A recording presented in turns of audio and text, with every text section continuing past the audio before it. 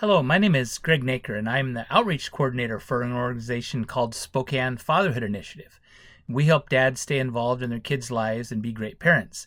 There's a bipartisan bill right now that's about establishing a commission on boys and men, and we think a commission like this is really needed. We're very grateful to you, Senator Riccelli and Representative Ormsby, for co-sponsoring it.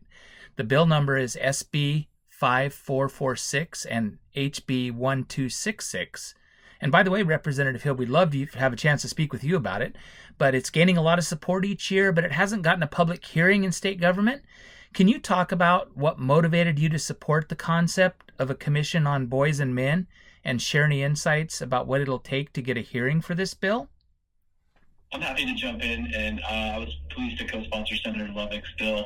I think last year when it was being kind of socialized with folks, there was some potential thought that it was doing something else. I think it's very clear. I think the statistics, that young men are facing and boys are facing a lot of mental health challenges, and a lot of other things statistically are something that... You are now in listen-only mode. Healthy interventions and the funding that we look at as we're trying to bring everybody up and lift everybody up. So for me, as the father of both a younger son and daughter, there's a lot of issues that are similar. There's a lot of issues that are unique. And I think that we should be very inclusive in how we're trying to look at things. But for me, I come from a healthcare perspective. I think, our young people are facing mental health challenges today like in no other time in our history. Yeah, this is Timm Ormsby, Greg. I want to thank you for your efforts to, keep families strong and fathers' relationship with their kids. I think, as Senator Riccelli alluded to, this is a matter of socializing the need for this.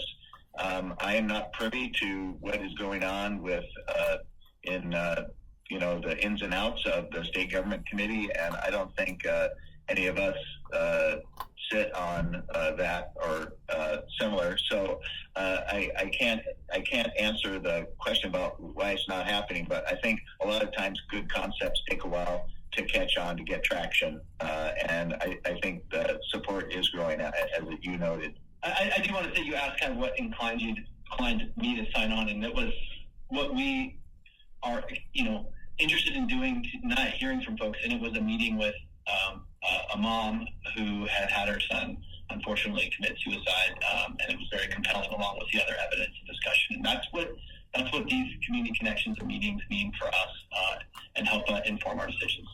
And good point from Senator Riccelli. I think it is important for constituents, particularly when we're not in the legislative session, to reach out on issues important in their lives, because it's a little bit more of a relaxed atmosphere, and we have a little bit more time, and we can dive a little bit deeper.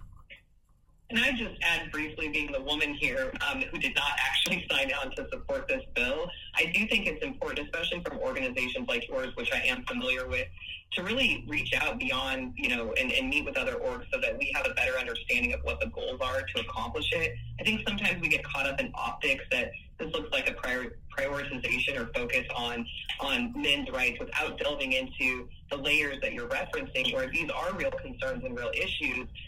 When we're also in a climate where there's direct attacks against women and people of color in our immigrant communities. So I just wanted to be candid about my impression of the bill being very different than my delegation who just spoke, because we have so many interests that are competing right now, and we have such big budget issues. Sometimes we just need more information, more clarification, more storytelling behind what was the genesis for this, right? So that we're not, having bad optics or not seeing the full picture of what's being accomplished here, because it is hard to come into a situation where you're seeing some language, you're not really sure, and you want to make sure we're not missing the priorities right now that are being directly attacked. But we also don't want to ignore the impact of these folks and these families.